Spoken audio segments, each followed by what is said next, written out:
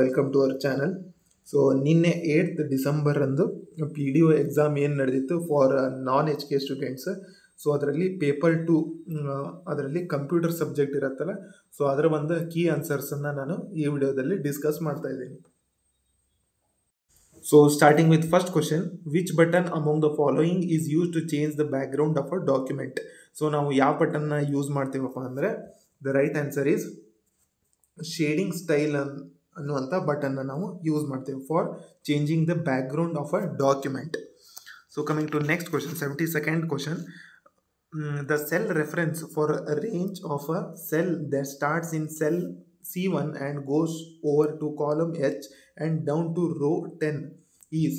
So ಇದರ answer ಏನಾಗತ್ತಂದರೆ C1 semicolon H10 ಈ ರೂಪ ಇದರಲ್ಲಿ ಕರೆಕ್ಟ್ ಆಗಿದೆ. ಈ 4 ಆಪ್ಷನಲ್ಲಿ this is the right format. Okay, so computer ಕ್ವಶನ್ಸ್ಗಳು 71st ಕ್ವಶನಿಂದ 100 ಕ್ವಶನ್ವರೆಗೂ ಇದ್ದವು. ಸೊ ಟೋಟಲಾಗಿ ಹೇಳ್ಬೇಕಂದ್ರೆ ಅರೌಂಡ್ 35 ಕ್ವಶನ್ಸ್ ಕಂಪ್ಯೂಟರ್ ರಿಲೇಟೆಡ್ ಆಗಿ ಇದ್ದು. Okay, so coming to next question, 73rd question, which function display row data in column and column data in row. So ಯಾವ function display ಮಾಡತ್ತಪ್ಪ ಅಂದರೆ it is transpose. Okay, row data in columns, ರೋವನ್ನು ಕಾಲಮ್ಸನ್ನಾಗಿ ಮಾಡೋದು, ಮತ್ತು column data ಇನ್ rose ಅದನ್ನು ಯಾವುದು ಮಾಡತ್ತಪ್ಪ ಅಂದರೆ ಯಾವ ಫಂಕ್ಷನ್ ಮಾಡತ್ತಂದರೆ ಟ್ರಾನ್ಸ್ಪೋಸ್ ಅನ್ನುವಂಥ ಫಂಕ್ಷನ್ಸ್ ಮಾಡತ್ತೆ. Okay, coming to next question, the formula in Excel starts with. So ಇಲ್ಲಿ 4 ಆಪ್ಷನ್ಗಳನ್ನ ಕೊಟ್ಟಿದ್ದಾರೆ, division, equal to, semicolon, none of the above. So ಒಂದು ಫಾರ್ಮುಲಾ ಸ್ಟಾರ್ಟ್ ಆಗಬೇಕಂದ್ರೆ ಅದು 74th ಈಕ್ವಲ್ ಟು ಇಂದ ಸ್ಟಾರ್ಟ್ ಆಗತ್ತೆ. ಯಾವಾಗಲೂ ಫಾರ್ಮುಲಾ ಸ್ಟಾರ್ಟ್ ಆಗೋದು. ಓಕೆ, ನೀವು ಎಕ್ಸೆಲ್ ಶೀಟ್ನ ಓಪನ್ ಮಾಡಿದಾಗ ನಿಮಗೆ ಮ್ಯಾಲ್ ಫಾರ್ಮುಲಾ ಅಂತಿರ್ತದೆ. ಓಕೆ, ಅಲ್ಲೇ ಈಕ್ವಲ್ ಟು ಅಂತ ನೀವು ಟೈಪ್ ಮಾಡಿ ನೆಕ್ಸ್ಟ್ ನಿಮ್ಮ ಫಾರ್ಮುಲಾ ವರ್ಕ್ ಆಗ್ತದೆ. Okay, so it is easy question. So coming to next question, in a spreadsheet each cell is referred to by its.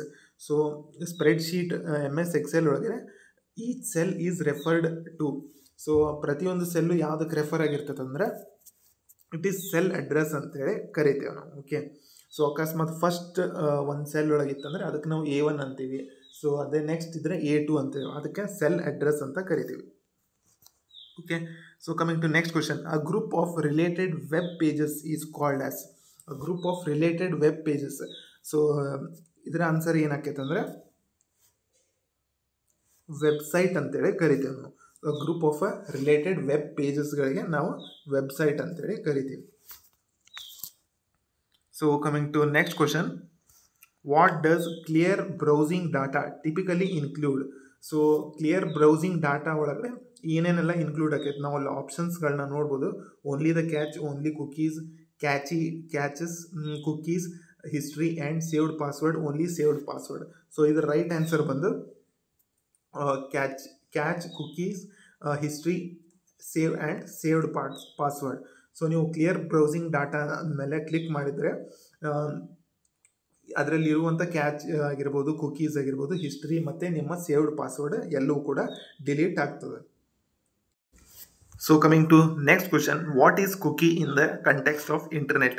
So cookie ಎಂಬುದು ಏನಂತೇಳಿ ಇಲ್ಲೇ question ಕೇಳಿದ್ರೆ, so ಇದರ ರೈಟ್ ಆನ್ಸರ್ ಬಂದು a small piece of a data stored by a website on a user's computer. This is right answer. First option is a right answer. Okay, 79th question, which of the following is an example of a connection oriented service on a network. So okay, so ಈ ಕ್ವಶನ್ನಲ್ಲಿ text messaging ಮತ್ತು database query ಎರಡೂ ಕೂಡ right ಆಗ್ತಾವೆ. Let's see for the official key answer ಬಂದು ಕೂಡ ನಮ್ಗೆ ಇದರ ಆನ್ಸರನ್ನು ನಾವು ನೋಡೋದು. ಸೊ ಡೌಟ್ ಅವ ಎರಡು options. Okay, so coming to next question, the file that is linked with the email and sent to the receiver of the email is referred to. The file that is linked.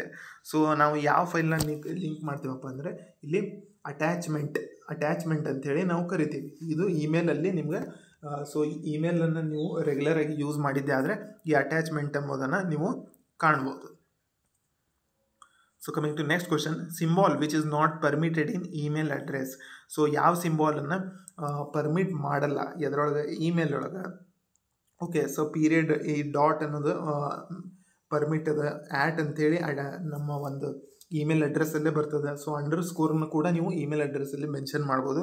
ಆದರೆ blank ಸ್ಪೇಸನ್ನು ಈ ಇದರೊಳಗಡೆ email address ಒಳಗಡೆ ಅವರು permit ಮಾಡೋಂಗಿಲ್ಲ. Okay, DNS stands for DNSದ ವಿಸ್ತೃತ ರೂಪವನ್ನು ಈ ಕ್ವಶನಲ್ಲಿ ಕೇಳಿದ್ದಾರೆ.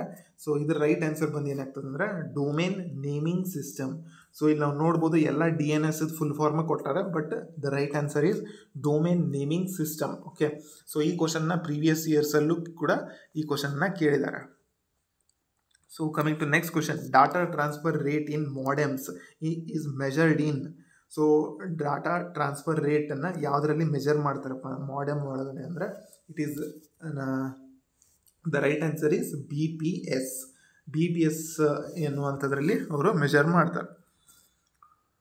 84th question, in MS PowerPoint presentation slide layout is available on dash menu. Okay, so ಯಾವ ಮೆನ್ಯೂ ಒಳಗಡೆ ಸ್ಲೈಡ್ ಲೇಔಟ್ ಇರ್ತದಪ್ಪ ಅಂದರೆ ಇದು ಫಾರ್ಮ್ಯಾಟ್ ಮೆನ್ಯೂ ಒಳಗಡೆ ಸ್ಲೈಡ್ ಲೇಔಟ್ ಇರ್ತದೆ. So next question, in MS PowerPoint the shortcut key to save the file. Okay, so ಇದು very easy ಆದಂಥ question.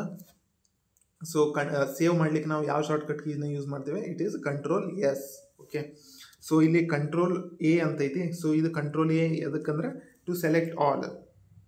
Okay, so Ctrl+C copy ಮಾಡ್ಲಿಕ್ಕೆ ಯೂಸ್ ಮಾಡ್ತೇವೆ. ಸೊ ಇಲ್ಲಿ Ctrl+V ಅಂತದ. ಸೊ Ctrl+V ಯಾವುದಕ್ಕೆ use ಮಾಡ್ತೇವೆ ಅಂತೇಳಿ ನೀವು ಕಮೆಂಟ್ ಬಾಕ್ಸಲ್ಲಿ ಕಮೆಂಟ್ ಮಾಡೋ ಮೂಲಕ ನಿಮ್ಮ ಉತ್ತರವನ್ನು ತಿಳಿಸ್ರಿ. So next question, which of the following short keys is use to start the slide show. Slide ಶೋವನ್ನು ಸ್ಟಾರ್ಟ್ ಮಾಡಲಿಕ್ಕೆ ನೀವು ಯಾವುದು ಶಾರ್ಟ್ಕಟ್ ಕೀನ ನೀವು ಇಲ್ಲಿ ಯೂಸ್ ಮಾಡ್ತೀರಿ ಅಂತೇಳಿ ಕ್ವಶನ್ ಕೇಳಿದಾರೆ. So the right answer is using F5 key. So F5 ಕೀನ ನೀವು ಪ್ರೆಸ್ ಮಾಡಿದ ತಕ್ಷಣ ನಿಮ್ಮ ಸ್ಲೈಡ್ ಶೋ ಇಲ್ಲಿ ಓಪನ್ ಆಗ್ತದೆ. Next question, who designed the Kannada Nudi ಸಾಫ್ಟ್ವೇರ್ನ ಯಾರು ಡಿಸೈನ್ ಮಾಡಿದ್ದಾರೆ ಅಂತೇಳಿ ಕ್ವಶನ್ ಐತಿ. ಸೊ ಇದರ ರೈಟ್ ಆನ್ಸರ್ ಬಂದು ಕನ್ನಡ ಗಣಕ ಪರಿಷತ್. ಸೊ ಇದು ಭಾಳಷ್ಟು ರಿಪೀಟೆಡ್ ಆದಂಥ ಕ್ವಶನ್. ಓಕೆ, ಇದು ಪ್ರೀವಿಯಸ್ ಇಯರ್ಗಳಲ್ಲಿ ಭಾಳ ಸರ ಕೇಳಿದ್ದಾರೆ. Okay, so the next question, the keyboard layout commonly used for typing in Nudi is. So keyboard layout in Nudi ಒಳಗಡೆ ಯಾವುದನ್ನು ಯೂಸ್ ಮಾಡ್ತಾರೆ ಅಂದರೆ ಅದು KGP. ಓಕೆ, ಸೊ ಇಲ್ಲಿ ಅದು ಆಪ್ಷನ್ಸ್ ಮೆನ್ಷನ್ ಇಲ್ಲ. ಸೊ ನನ್ of the above is the right answer. So almost ಅಲ್ಲಿ ಭಾಳಷ್ಟು ಸ್ಟೂಡೆಂಟ್ಸ್ಗಳು ಈ ಬೋತ್ 1 and 2 ಅಂತೇಳಿ ಮಾರ್ಕ್ ಮಾಡಿರ್ತಾರೆ, but it is none of the above is the right answer. So coming to next question, the first computer which provides storage. So ಯಾವ computer ಸ್ಟೋರೇಜನ್ನು provide ಮಾಡಿತ್ತಪ್ಪ first time ಅಂದರೆ it is EDVAC is the right answer. Okay, ಈ computer first ಸ್ಟೋರೇಜನ್ನು ನೀಡಿತ್ತು. So coming to next question, which is the must for network printers that is connected directly to the local networks. So ಯಾವುದು network ಇರಲೇಬೇಕಪ್ಪ ಅಂದರೆ it is DNS host name ಇರಲೇಬೇಕು. Okay, so the next question, the system bus allows the communication of the information between. Okay, so ಇದು system bus ಮೇಲೆ ಇರುವಂಥ ಒಂದು questions. ಇಲ್ಲಿ ಆಪ್ಷನ್ಸ್ಗಳನ್ನ ನಾವು ನೋಡ್ಬೋದು. Data transmitted from main memory to CPU, input data from the keyboard travels to main memory, information from external memory is transmitted to main memory. So ಈ ಎಲ್ಲ ಆಪ್ಷನ್ಸ್ ಕೂಡ ಕರೆಕ್ಟ್. ಸೊ ಓಕೆ, ಇದರ answer ಬಂದು all of the above is the right answer. Okay, so coming to next question, which of the following is not used as a secondary storage. so secondary storage ಗಳಿಗೆ ಇದು ಯಾವುದು ಉದಾಹರಣೆ ಅಲ್ಲಪ್ಪ ಅಂದರೆ ಇದರ right answer ಬಂದು semiconductor memory is the not the example for this secondary storage. So secondary storage ಒಳಗೆ magnetic disc ಆಗಿರ್ಬೋದು, tapes, magnetic drums, CD, DVD ಇಂಥವೆಲ್ಲ ಎಕ್ಸಾಂಪಲ್ಸ್ ಬರ್ತದೆ. ಆದರೆ ಸೆಮಿಕಂಡಕ್ಟರ್ ಮೆಮರಿ ಇದರ ಎಕ್ಸಾಂಪಲ್ ಆಗೋದಿಲ್ಲ. So coming to next question, dash is a window utility program. So, 93rd question, Dash is a window utility program that locates and eliminates unnecessary fragments and rearranges files and unused disk space to optimize operation. So ಇದರ right answer ಬಂದು so disk defragmenter ಅಂತೇಳಿ ನಾವು ಕರಿತೀವಿ. Okay, so ಇಲ್ಲಿ confusion ಮಾಡ್ಕೋಬಾರ್ದು. Disk cleanup ಅಂತ ಕೂಡ ಐತಿ, ಆದರೆ right answer is disk defragmenter is the right answer. So next question, which of the following was the main electronic component used in first generation of a computers? So first generation computers ಒಳಗಡೆ ಏನು use ಮಾಡಿದ್ರಪ್ಪ ಅಂದರೆ it is vacuum tubes is the right answer. Okay, second generation ಒಳಗಡೆ ಏನು use ಮಾಡಿದ್ರಪ್ಪ ಅಂದರೆ it is transistor. Integrated ಸರ್ಕಿಟ್ನ ಎದರಲ್ಲಿ use ಮಾಡಿದ್ರಪ್ಪ ಅಂದರೆ it is third generation. So okay, ಇದು generation ಮೇಲೆ ಬಂದಿರುವಂಥ ಒಂದು questions. So next question, to view the content that cannot be fit into a window, the user can use, okay, so user ಏನು use ಮಾಡ್ಬೋದಪ್ಪ ಅಂದರೆ it is scroll bar. Okay, ಈಗ ಒಂದು window ಅಲ್ಲಿ ಅದು ಫಿಟ್ ಆಗ್ತಾ ಇದ್ದಿಲ್ಲಪ್ಪ ಅಂದರೆ ನಾವು ನೆಕ್ಸ್ಟ್ ಏನು ಮಾಡ್ತೀವಿ, ಸ್ಕ್ರೋಲ್ ಮಾಡ್ತೀವಿ. ಆವಾಗ ನಿಮಗೆ ತೆಳಗಿರುವಂಥದ್ದು ತೆಳಗಡೆ ಇರುವಂಥ ಫೈಲ್ ಒಳಗಡೆ ಇರುವಂಥದ್ದು ಕಾಣಿಸುತ್ತೆ. Okay, so coming to next question, 96th question, GUI stands for. so GUI ಇದ್ದ ವಿಸ್ತೃತ ರೂಪವನ್ನು ಅವರು ಕೇಳಿದ್ದಾರೆ. ಓಕೆ, ಇದರ ರೈಟ್ ಆನ್ಸರ್ ಬಂದು ಗ್ರಾಫಿಕಲ್ ಯೂಸರ್ ಇಂಟರ್ಫೇಸ್. ಸೊ ಇಲ್ಲಿ ಸ್ಟೂಡೆಂಟ್ಸ್ಗಳು ಕನ್ಫ್ಯೂಷನ್ ಮಾಡ್ಕೋಬಾರ್ದು. GUI ಇದ್ದು ಇಲ್ಲಿ ಫಸ್ಟ್ ಆಪ್ಷನ್ಸ್ಗಳು ಕೊಟ್ಟಾರೆ ಜನರಲ್ ಯೂಸ್ ಇಂಟರ್ಫೇಸ್. ಸೊ ಇದು wrong answer, but graphical user interface is the right answer. So next question, 97th question, which is not a font style. So ಈ 4 option ಒಳಗಡೆ ಯಾವುದು ಫಾಂಟ್ ಸ್ಟೈಲ್ ಅಲ್ಲ. So ಯಾವುದು font style ಅಲ್ಲಪ್ಪ ಅಂದರೆ bold ಇದು font style, regular ಇದು ಕೂಡ ಒಂದು ಫಾಂಟ್ ಸ್ಟೈಲ್, ಇಟಾಲಿಕ್ ಇದು ಒಂದು font style, but super script ಅನ್ನುವಂಥದ್ದು ಫಾಂಟ್ ಸ್ಟೈಲ್ ಅಲ್ಲ. So this is right answer. 97th option 2 is the right answer. Super script ಅಂದರೆ ಫಾರ್ ಎಕ್ಸಾಂಪಲ್ ಇಲ್ಲಿ y² ಅಂತ ಬರಿತೇವೆ ನಾವು ಇಲ್ಲಿ. ಓಕೆ, ಸೊ ಈ 2 ಅನ್ನೋದೇನು ಸೂಪರ್ ಸ್ಕ್ರಿಪ್ಟ್ ಆಗಿರ್ತದೆ. Okay, I hope you understand. 98th question, which of the following are valid minimum and maximum zoom sizes in MS Word. So MS Word ಒಳಗಡೆ minimum zoom ಎಷ್ಟಿರ್ತದೆ ಮತ್ತು maximum zoom ಎಷ್ಟಿರ್ತದೆ ಅಂತೇಳಿ question ಕೇಳಿದ್ದಾರೆ. So ಇದ್ರ right answer ಬಂದು 10 and 500. So minimum ಝೂಮ್ನ ನೀವು 10% ಮಾಡ್ಬೋದು, maximum ಝೂಮ್ನ 500% ತನಕ ಮಾಡ್ಬೋದು. ಸೊ MS ವರ್ಡ್ ನೀವು ಫ್ರೀಕ್ವೆಂಟ್ಲಿ ಯೂಸ್ ಮಾಡ್ತಾ ಇದ್ದರೆ ಈ ಕ್ವಶನ್ ನಿಮಗೆ ಭಾಳಷ್ಟು ಈಸಿ ಆಗಿರ್ತದೆ.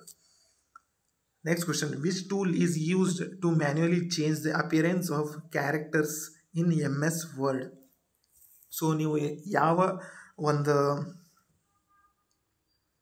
ಬಟನ್ನ ಇಲ್ಲಿ ಯೂಸ್ ಮಾಡ್ತೀರ ಅಂತೇಳಿ ಕೇಳಿದ್ದಾರೆ. ಓಕೆ, ಸೊ ನೀವು ಫಾರ್ಮ್ಯಾಟಿಂಗ್ ಬಟನ್ನ ಯೂಸ್ ಮಾಡ್ತೀರಿ to change the appearance of the characters in MS Word. So ಕ್ಯಾರೆಕ್ಟರ್ನಲ್ಲಿ ನೀವು ಅದರ ಅಪಿಯರೆನ್ಸನ್ನು ಚೇಂಜ್ ಮಾಡಬೇಕಪ್ಪ ಅಂದರೆ ನೀವು ಫಾರ್ಮ್ಯಾಟಿಂಗ್ ಬಟನ್ನ ಯೂಸ್ ಮಾಡ್ತೀರಿ. So next question, in MS Word to find and replace text we have to click on dash menu. Okay, so ಈ find and replace ಬರೋದು ಹೋಮ್ ಮೆನ್ಯೂ ಒಳಗಡೆ ಬರುತ್ತೆ, ಆದರೆ ಇಲ್ಲಿ ಹೋಮ್ ಆಪ್ಷನ್ ಕೊಟ್ಟಿಲ್ಲ. ಆದರೆ ನಾವು ಇದನ್ನು ಎಡಿಟ್ ಆಪ್ಷನ್ನಲ್ಲಿ ಕೂಡ ಹೋದರೂ ಕೂಡ ನಿಮಗೆ ಈ ಫೈಂಡ್ ಆ್ಯಂಡ್ ರಿಪ್ಲೇಸ್ ಇದು ಸಿಗತ್ತೆ. ಸೊ ಇದಿಷ್ಟು ಕಂಪ್ಯೂಟರ್ ಅವೇರ್ನೆಸ್ ಸಬ್ಜೆಕ್ಟ್ಗೆ ಸಂಬಂಧಪಟ್ಟಂಥ ಕ್ವಶನ್ಸ್ಗಳಾಗಿದ್ದು. ಸೊ ಇಲ್ಲಿ ಒಟ್ಟು 35 ಕ್ವಶನ್ಸ್ಗಳಿದ್ದು 35 ಮಾರ್ಕ್ಸ್ಗಳನ್ನ ನೀವು ಪಡೆದುಕೊಳ್ಬೋದಾಗಿತ್ತು. ಅರೌಂಡ್ 30+ ಮಾರ್ಕ್ಸನ್ನು ಇಲ್ಲಿ ನೀವು ಈಸಿಯಾಗಿ ಸ್ಕೋರ್ ಮಾಡ್ಬೋದಾಗಿತ್ತು. ಸೊ ಈ ಕ್ವಶನ್ ಪೇಪರು ಒಂದು ಲೆವೆಲ್ಗೆ ಮಾಡ್ರೇಟ್ ಲೆವೆಲ್ ಆದಂಥ ಒಂದು ಕ್ವಶನ್ ಪೇಪರ್ ಇದಾಗಿತ್ತು. ಒಂದಿಷ್ಟು ಕ್ವಶನ್ಸ್ಗಳು ಇಲ್ಲಿ ರಿಪೀಟೆಡ್ ಆದಂಥ ಕ್ವಶನ್ಸ್ಗಳು ಇದ್ದು ಮತ್ತು ಸಾಕಷ್ಟು ಕ್ವಶನ್ಗಳು ಜನರಲ್ ಆಗಿ ನೋಡುವಂಥ ಕ್ವಶನ್ಸ್ಗಳೇ ಇಲ್ಲಾಗಿದ್ವು. ಓಕೆ, ಸೊ ಇದೇ ಥರ ಮುಂಬರುವಂಥ ದಿನದಲ್ಲಿ ಇಂಪಾರ್ಟೆಂಟ್ ವಿಡಿಯೋ ಸೀರೀಸ್ನ ನಾನು ಮಾಡ್ತಿರ್ತೇನೆ. ಸೊ ಇನ್ನೂ ಯಾರೆಲ್ಲ ನಮ್ಮ ಚಾನೆಲ್ನ ಸಬ್ಸ್ಕ್ರೈಬ್ ಮಾಡಿಲ್ಲ, please do subscribe. Thank you for watching. Thank you.